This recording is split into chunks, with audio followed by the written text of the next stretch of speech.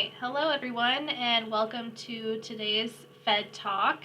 I want to remind everyone that we would like to keep everyone's microphone muted unless you are participating in the discussion, and we will take questions in the chat box and at the end of the presentation. I will go ahead and turn it over to our presenters for the day. Thank you again for joining us. I'll kick it off. I'm Tamara Hamlish. I'm a research scientist at the UI Cancer Center, and I am the project lead for the Young and a Survivor project, which we'll explain in a few minutes. And I just want to give my colleagues a chance to introduce themselves as well. Okay, I'll go next. My name is Courtney Hughes, and I'm an associate professor of public health at Northern Illinois University. And I've been fortunate to work with Tamara and Bento on this project, bringing a public health perspective and working on the design and evaluation of our intervention. This is in line with some of the work that Tamara and I do with virtual health interventions, targeting, improving quality of life for patients and caregivers. Hello, everybody. My name is Bento Soares, and I'm a professor at the University of Illinois College of Medicine, the campus in Peoria. I'm also fortunate to work with Tamara and Courtney on this project. At the University of Illinois College of Medicine in Peoria, I also serve as head of the Department of Cancer Biology and Pharmacology and as Senior Associate Dean for Research.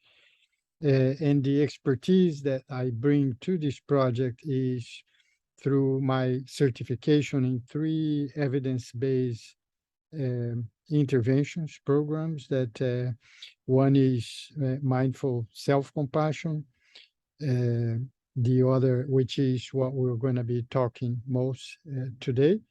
But I'm also a certified teacher of cognitively based compassion training and cultivating emotional balance. So thanks for joining us today. Yes, thank you for inviting us. And I'll just get the funding disclosure out of the way. This is funded through the Centers for Disease Control through a cooperative agreement to enhance services for young women diagnosed with breast cancer. So just an overview, we're going to talk a little bit about the problem, the strategies, and then the challenges that we faced, and then the implications for Illinois and public health in Illinois. And, we're fine with this being interactive. If you have questions as we go along, feel free to put them in the chat or ask the question. We're happy to discuss. This was a pilot project, and so this is sort of a lessons learned and next steps conversation. So there are several problems, but the overarching problem is breast cancer and health disparities. We know that health disparities are preventable differences in the burden of disease. And specifically for breast cancer, this means that people who experience disparities in outcomes are diagnosed at later stages. They're more likely to die. They experience greater financial distress. They face more psychological issues.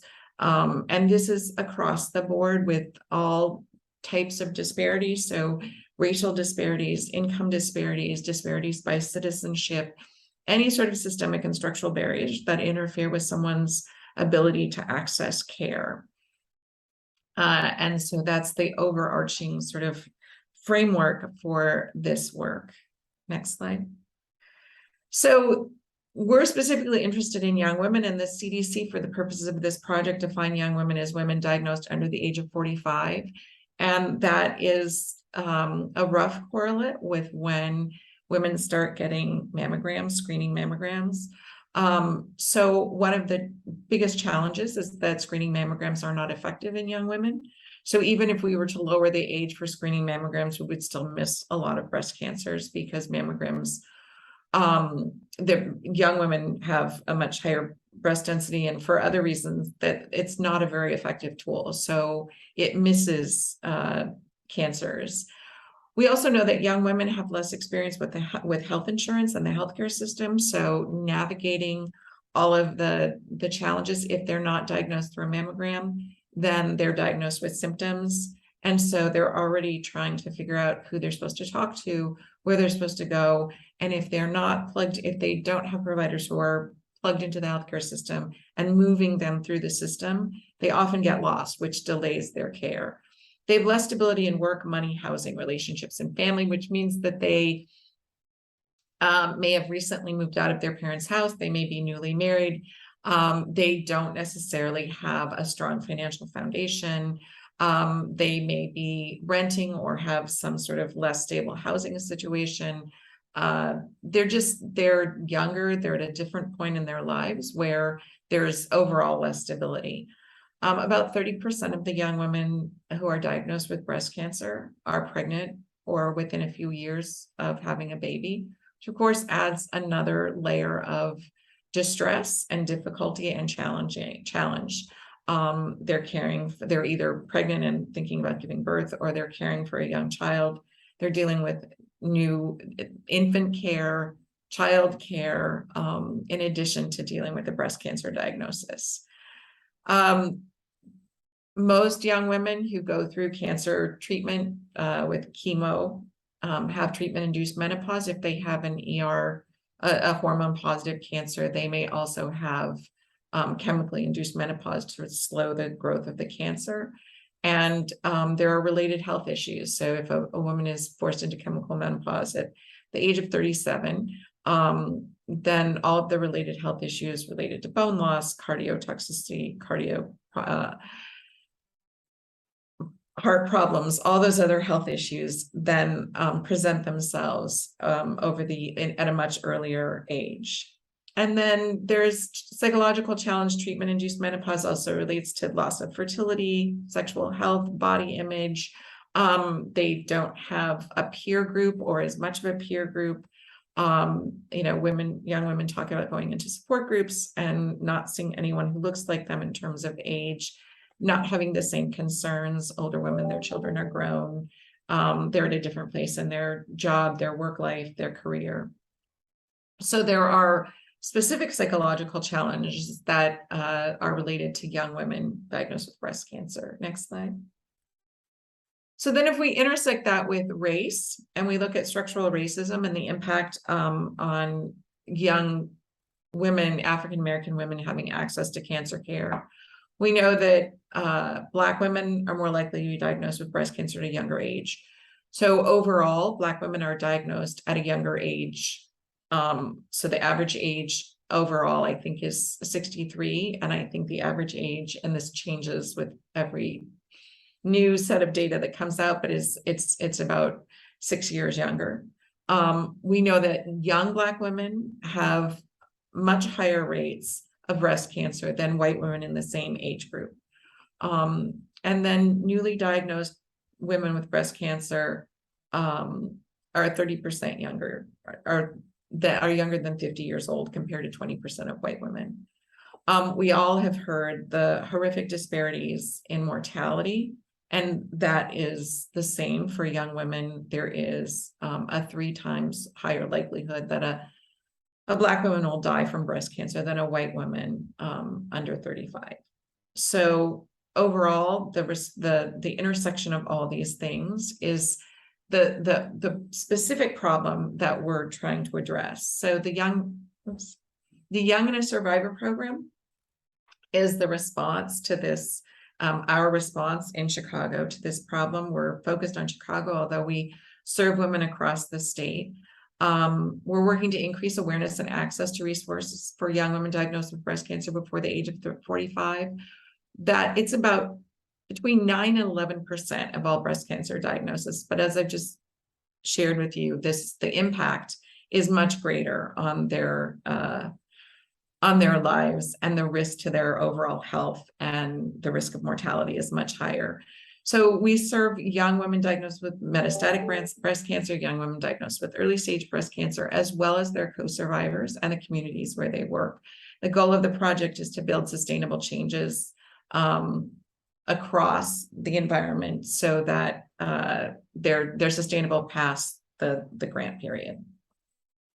Next slide. So the specific strategy that we're going to talk about today is an intervention that we worked to tailor for young Black women diagnosed with breast cancer before the age of 45. And we had 6 basic principles when we walked into it. Our strategy was built around engaging the community in meaningful ways, looking for ways that would make sense to the women who we're reaching out to, that would be meaningful to them. Culturally appropriate recruiting. So when we first started this, we talked about how we would name it, how we would describe it, what would make sense to the women who are the priority population for this. Ensuring accessibility beyond an internet connection, and we'll talk more about this in the results, but when we think of internet accessibility, we think, oh, do you have a connection? Do you have a device? But it also means, do you have a space where you can have a conversation that someone else isn't listening to? Do you have time in your day? I think about all of us who are sitting at our computers in the middle of the day, and when we get off this, we can stop and check our email. We can do a quick, Google search. A woman who works as a bank teller, a woman who works as a gas station attendant, who works in a convenience store, doesn't necessarily have that same internet accessibility. And so when we talk about accessibility, we're not just talking about the technical piece, we're talking about the social determinants as well. We also wanted to acknowledge the expertise and experiences of survivors and co-survivors. So we wanted to make sure that we recognize them as experts, not as people who needed to be taught something, but that they would bring their own expertise to this. We wanted to collaborate with them to create guidelines on what it would mean to have a safe space to talk about some of these issues. And then finally, as in our introduction, that we wanted an interdisciplinary team approach that would bring multiple perspectives, including survivors, co-survivors, but also academic perspectives, scholarly perspectives into the work. So we started with a workshop, and that workshop was a design workshop to design the intervention. So we held 2 sessions. Each session was 2 hours. We held those in the evening based on the preferences of the participants. We had guided discussions that talked about what the guiding principles were for the intervention and for talking about how to create a safe space, what it was that we wanted to happen, what it was that we wanted to share. And then we had facilitated discussions around self-care, emotional distress, anticipatory distress, and experiences with healthcare providers. Those were identified in advance, but we left them open enough so that the conversations could move in other directions if that's what the participants wanted to talk about. We had 8 participants in the 2 sessions. All of them were Black women diagnosed with breast cancer before the age of 45. We tried to recruit caregivers. 4 of the women said that they were bringing a caregiver with them. And when the workshop came, the caregivers were not there. So we know historically it's hard to recruit caregivers. They're busy caring for someone else, and they don't have a lot of time in their schedule to devote to something like this. And so it's very difficult. So this was focused exclusively on the survivors themselves. Next slide. So we found 6 things that they identified that were important to them in terms of sort of issues that came up and places where we might focus the mindful self-compassion workshop.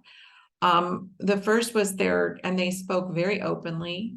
They were very engaged. The workshops, we actually had to cut the workshops off at the end of the 2 hours. People were happy to stay on and continue to talk. They were extraordinarily open about all of these things, sharing their stories, sharing their experiences, negative impact on body image and health, lack of understanding among their peers, so that they felt very isolated from their age group because this wasn't a common experience, and they felt not well understood by older women who were breast cancer survivors.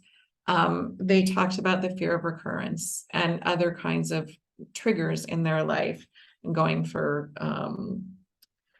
mammograms or follow-up screens, follow-up clinic visits, and just overall the sort of general fear of recurrence that comes with a cancer diagnosis.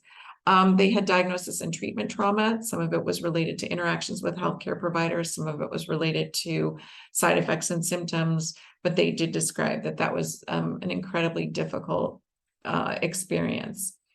They talked about competing responsibilities with childcare, with work, with responsibilities to their families, to their partners. It was, making time for themselves, carving out space that they could devote to themselves was incredibly difficult.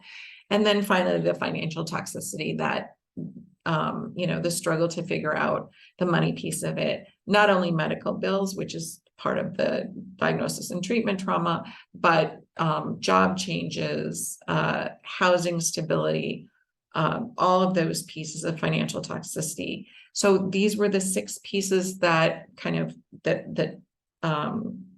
that we developed as themes out of those 4 hours of the workshop. So I'm going to turn it over now to Bento, who's going to talk about the intervention itself.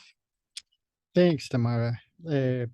So let me talk a little bit about the mindful self-compassion training and the adaptation of the mindful self-compassion program that was used here. Just for disclosure, the adaptation was not developed by myself. There has been an adaptation of the longer mindful self-compassion program that was developed, and it was there are a few research articles that have been published demonstrating the efficacy of the adaptations. Certainly, there have been plenty of research done to demonstrate the effectiveness of the longer program, which is much older. So mindful self-compassion is a program that was developed by Kristen Neff, who is an associate professor, I believe, at the University of Texas in Austin, and Chris Germer, who is a clinical psychologist affiliated with Harvard. So they developed this program many years ago, and the program really is focused on self-compassion. And as it becomes evident with the program and with the practice, self-compassion is actually very conducive to compassion towards others, but we have to begin with ourselves. And especially for this population that is particularly so vulnerable, this training seems potentially tremendously beneficial.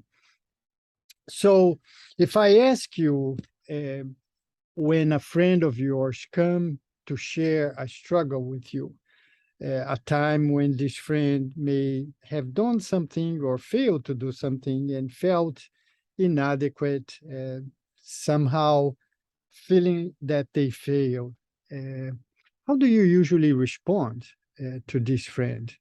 What kind of words do you use? Even your body language. How do you remember yourself relating to this friend? Now think of a time when you yourself felt that you failed in some way. How do you usually respond to yourself? Is it with the same encouragement and openness, or do we tend to reduce ourselves to that one particular failure?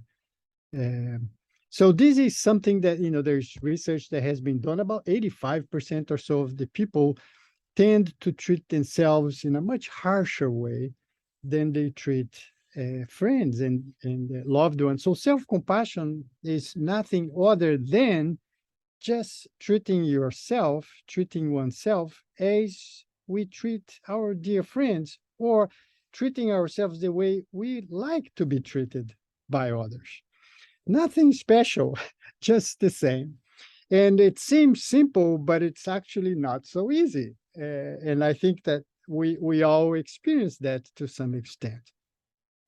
So when you think of all the issues that are of concern for any patient with cancer, but particularly for this population, the opportunity for self-compassion to be of benefit is significant. There's publication documenting how the self-compassion training can help address anxiety, for example. So the anticipatory anxiety before tests can be alleviated with this training. Issues with body image. There's also publication showing how self-compassion training can help with concerns related to body image. So what the program really ultimately helps participants to become better able, more familiar with, is noticing what they are feeling when they are feeling. So if there is an emotion that arises, rather than immediately judging and often enough harshly judging oneself, even for having that emotion, rather honoring, respecting the fact that that's what they are experiencing at that moment. And then noticing how that emotion and the experience of that emotion is affecting them in their body. You know, there's a lot of cognitive neuroscience that shows how much of our behaviors result from what we are feeling in the body, that often enough we're not even aware, but the behavior many times is an attempt to alleviate that tension, that tightness that we feel in the body. So as we redirect attention to the body, not only we disengage with the cognitive processing, often enough more thoughts that will be fueling more of that emotion, and if there is a misappraisal, the thoughts tend to further validate that appraisal and cause increased distress. And as we redirect attention to the body, we have the opportunity then to move to the third stage, which is to care to do something about the fact that we're hurting. So as we recognize that we're hurting and we can feel the tightness, the tension, that can we care to do something about, not in an attempt to make that go away, to suppress, to inhibit, to resist. No, because often enough we can't. But just as a mother or a father holds a baby who has a fear and is in pain, and you hold that baby lovingly, not to make the fever go away, you know you won't, but because you care. And that loving, caring presence does make a difference. But it's not as a hidden agenda. You're not doing that to try to fix, to make that go away, because it won't, right? So the Mindful Self-Compassion program takes advantage of a process of emotion regulation that's called the mammalian caregiving system. What we don't realize is that when we engage in the stress response, in the threat, let me just tell you this, I think it's so interesting. If, evolutionarily, as Paul Gilbert, who is a British neuroscientist and clinical psychologist who developed compassion focused therapy, which is a therapeutic intervention that has a lot of similarities with mindful self-compassion. He says that we as a species have evolved not for happiness, but for survival. And what he goes on to explain is that how we evolve to respond to threats to our body. So when somebody threatens to throw you a rock, immediately you engage the threat defense system, producing stress hormone and engaging the immune system. There's a whole activation, right? That's also associated with a narrowing of the vision, because if there is a danger in front of you, you can't afford to get distracted and look around. You have to focus on the danger to protect your bodily self. So that's what happens when we feel that our bodies are threatened in some way. However, when we feel fear, when we are harsh with ourselves and are harsh in feeling guilt and shame and all of that, we activate the same neurophysiologic response. Our bodies cannot distinguish between a physical threat and an attack against our self-concept that we ourselves may make. We engage the same stress response. So you can imagine if this becomes a recurring situation, and as a result, you are engaging the threat defense system response, our immune system is triggered. It is with inflammatory markers and all that. So it is as if we lived with a chronic inflammation. So that emotional distress can be very burdensome emotionally and physically. So the mammalian caregiving system, in contrast to the threat defense system, is the tending and befriending system. So it's basically based on the fact that as mammals, we can only survive because somebody takes care of us. As human babies, we can't make it otherwise, right? And what characterizes that is gentle vocalization and soothing touch. Nobody has to teach us how we hold a baby, how we speak to a baby, right? It's evolutionarily rooted. So we in the Mindful Self-Compassion program use soothing touch, for example, as a way to engage the mammalian caregiving system, and that leads to production of oxytocin, opiates. So it's a complete shift in experience. In addition, the program also offers strategies to helping dealing with difficult emotions, a staged process that helps participants, as they recognize that they are experiencing a certain emotion, a stepwise strategy to help them relate to those difficult emotions.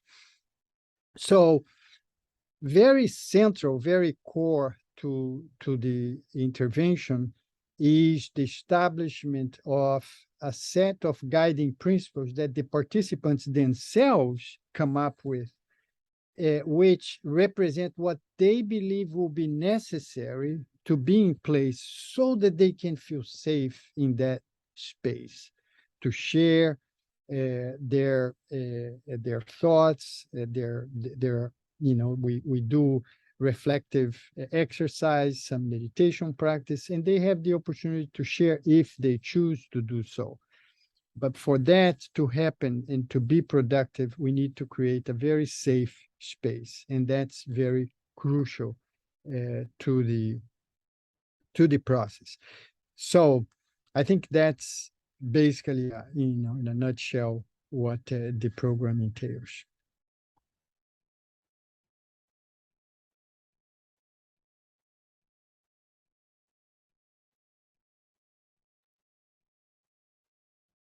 So Ben, do you want to talk about the results, or do you want me to talk about the results? Yeah, go ahead. You can talk. Okay.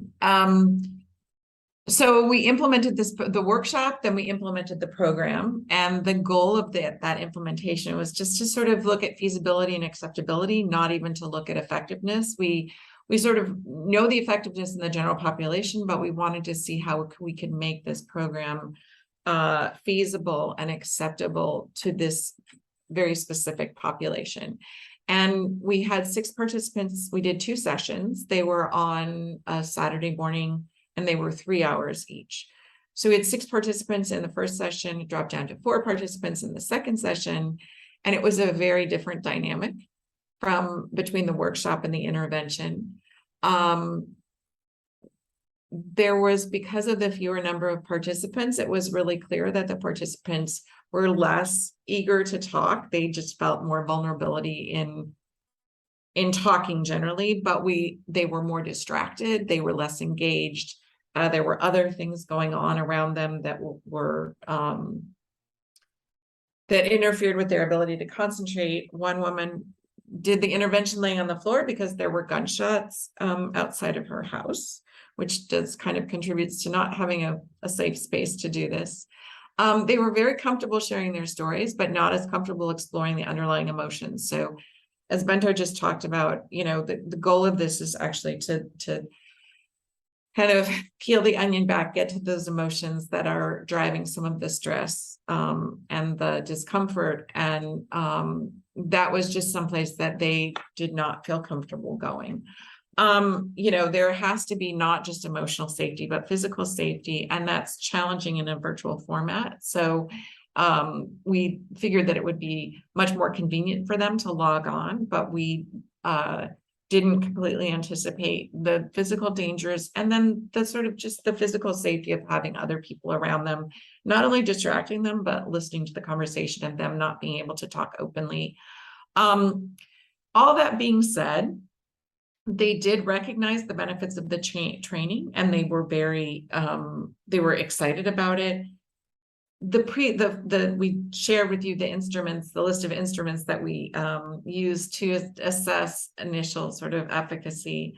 There was no change. Only 4 people, the 4 people who participated in the second in both sessions, completed all of the surveys, and there was really no change at all. It's a small number, so descriptive statistically, they didn't see any difference. However, next slide.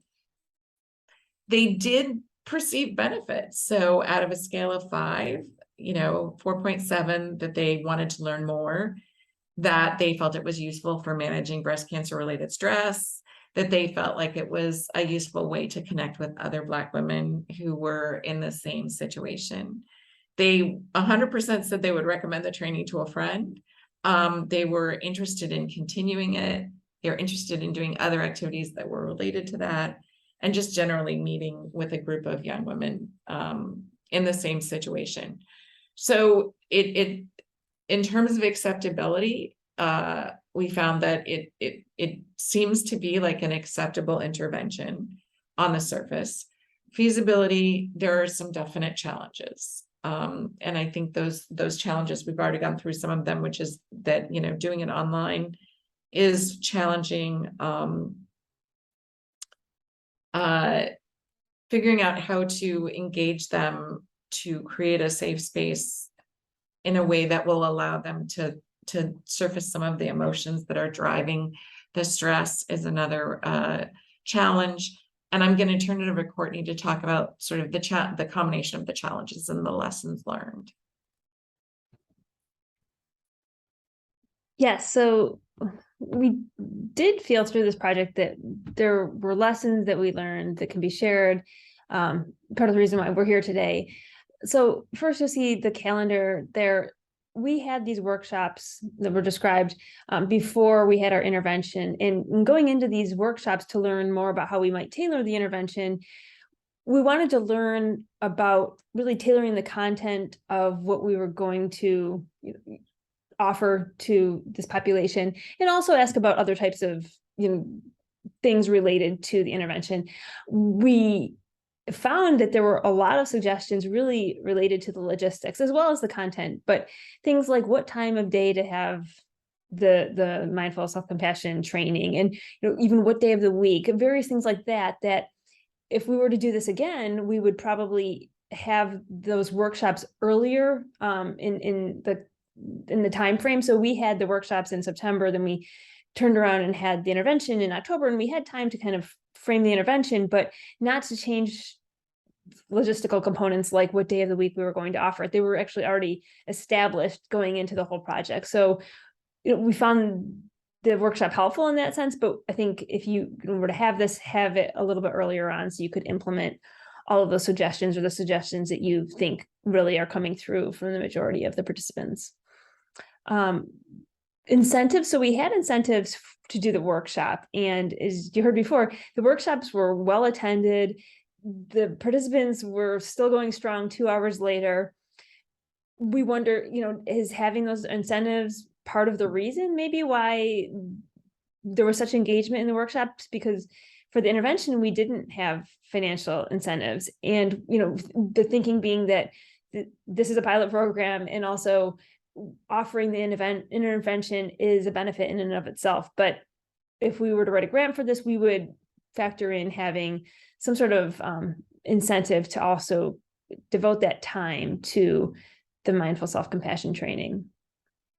You can see the breast cancer awareness ribbon. We had this in October. This was just by luck. We worked on this, and it was the time of year when we were doing it. One thing we learned in our workshops is that October, not surprisingly, can be a really stressful month for breast cancer survivors. And it would be ideal if we were to offer this before that month. So then going into what can be a stressful month, you have those skills in the mindful self-compassion training to really help deal with that month. And also not to have all of those triggers while in the midst of doing this training, because we had the training on a couple of days. With you see the heart here. So in the workshops, the participants were very, very open to sharing, and as I mentioned, super engaged. When it came to their charge was to help us develop an intervention, give us information so that we could help other breast cancer survivors. And we're just, so pleased with how much people wanted to offer, and all that we learned during this. But what was interesting is that level of enthusiasm and engagement wasn't the same when it came to actually learning about mindful self-compassion and practicing it for themselves. So in the literature, there has been talk about the superwoman role that sometimes African-American women take on, and that's just having this legacy of strength in the face of stress. So, perhaps it's just more natural to be thinking of how I can help others, and thinking of it more as an outsider view than turning that compassion inward. But that's more to be explored as we look into this further. And then having a voice. So we went into this thinking that African-American women with breast cancer would want to have a voice in an intervention tailored to this group. And we found that was certainly the case. The participants were so open in sharing their fears or motivations, just their experiences. We learned about what triggers, maybe in commercials or advertisements there are, and information about kind of how this affects body image, and really confirmed that belief that having a voice was important. So what can we learn from this as far as implications for public health here in the state of Illinois, and really even outside of Illinois? But we can have an intervention like this. It could be scaled so that it could be, a train the trainer model type of thing, where learning how to do mindful self-compassion training could be, expanded in the community. It can be transferred to other conditions. So you think of Illinois, we're ranked about 20th for heart disease, cancer, stroke. People who are dealing with these conditions could benefit possibly from mindful self-compassion training. So an intervention that's focused on this could, expand to other groups. And then it also includes other underserved groups. So, maybe it's low-income populations or populations in a rural area. The Healthy Illinois 2021, one of the goals is to increase capacity and capability to address social determinants of health.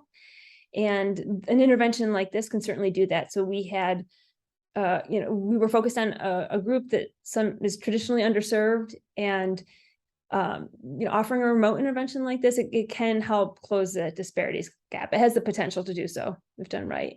And again, with a remote intervention, there's a way to, it enables reaching people that you might not otherwise be able to reach if you were to have an in-person intervention. So if it's individuals in a rural community that just, the transportation would be too difficult to come to a central spot, or maybe because of illness, it's hard to leave the home, or because of other responsibilities, this can be a virtual intervention can help reach people. It's important when doing such an intervention, though, to really consider the equity when designing this type of thing.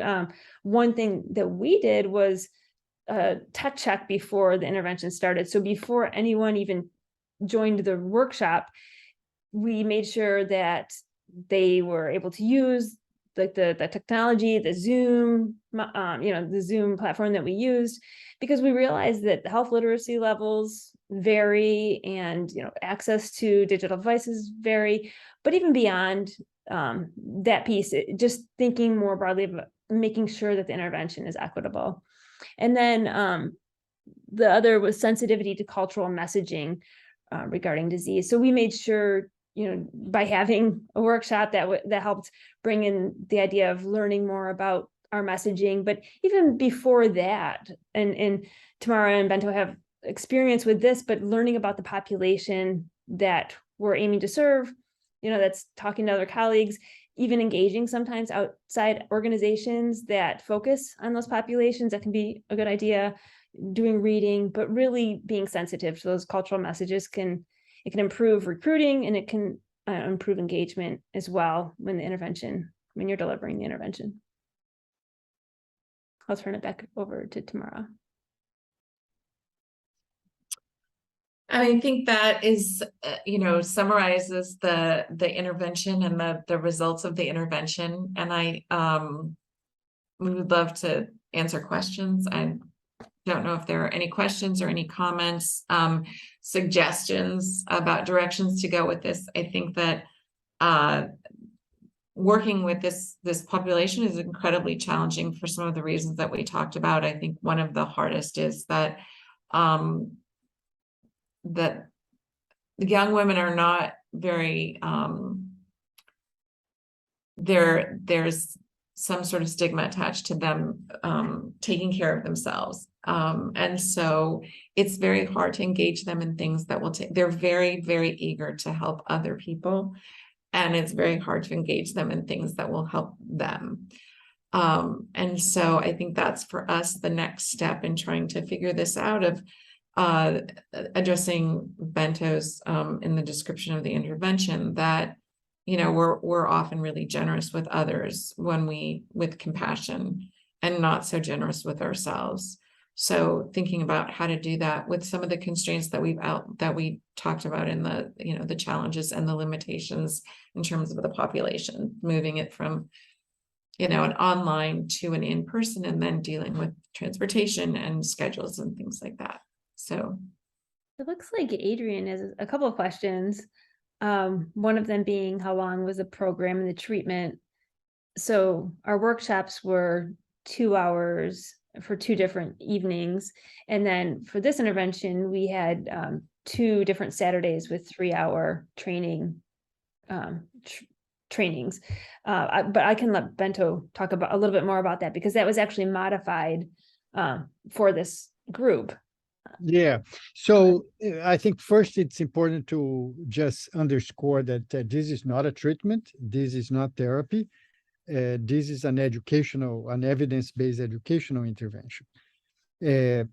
So the complete mindful self-compassion program is actually taught over an 8-week period with weekly sessions of 3 hours, so much, much longer. The adaptation that has been developed and published by Kristen Neff and colleagues is specific for healthcare, but there is also a short short version of the Mindful Self-Compassion program, which is similar to the one that was developed for healthcare, which is only 6 hours. And it has been offered successfully either as a 6-hour workshop, also as weekly sessions of 1 hour.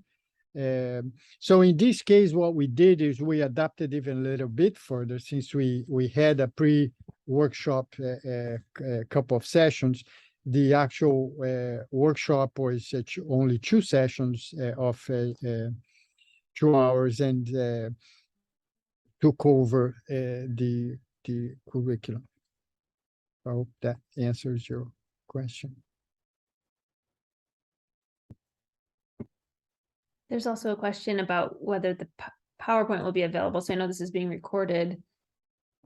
And maybe if you want to send us your email address, Adrian, that would be one way we could share this material with you. I also had a question. I thought that was a fascinating intervention. I think it was a great presentation. So thank you all for that. I was wondering if there was any consideration of training any of the women to lead these mindfulness sessions, to see if there might be more sort of behavior change or engagement among the young women if they had a peer leading those sessions. So any thoughts on that? Yeah, I think this would be really wonderful. Definitely something that you know, we thought about. This is the actual training to teach this program is as it is offered currently by the Center for Mindful Self-Compassion, is a very extensive program.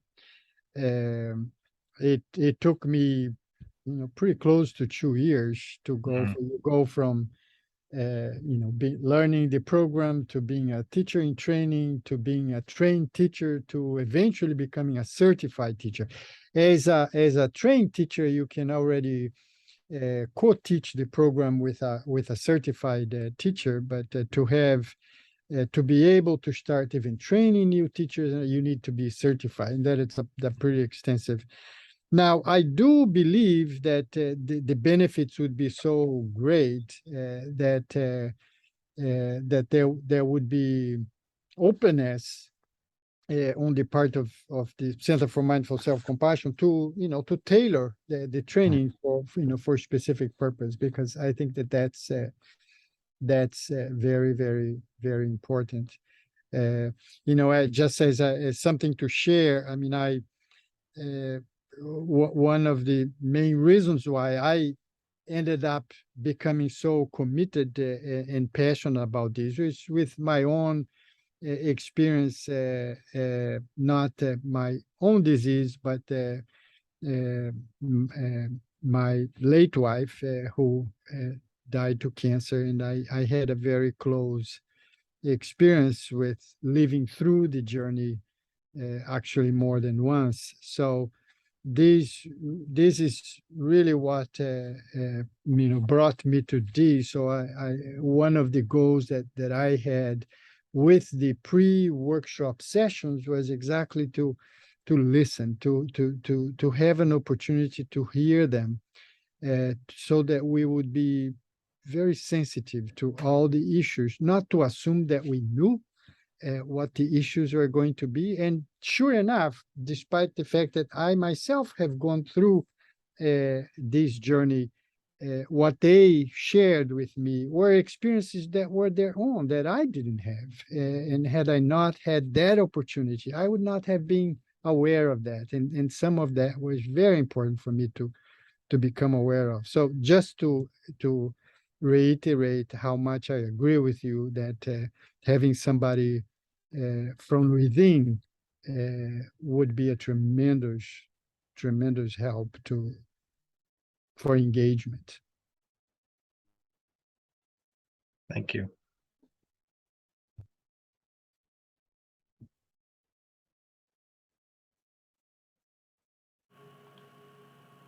Okay, I don't see any other questions. I will Adrian, your question about the PowerPoint being available. So this recording will be put on the IPHA YouTube page.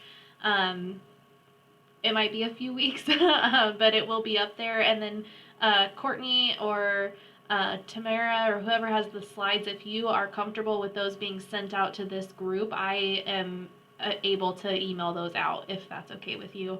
If not, I can just share the recording link. I want to thank all of you for joining us, and thank you to our presenters. Our next Fed Talk will be in the month of November, so we hope to see you then.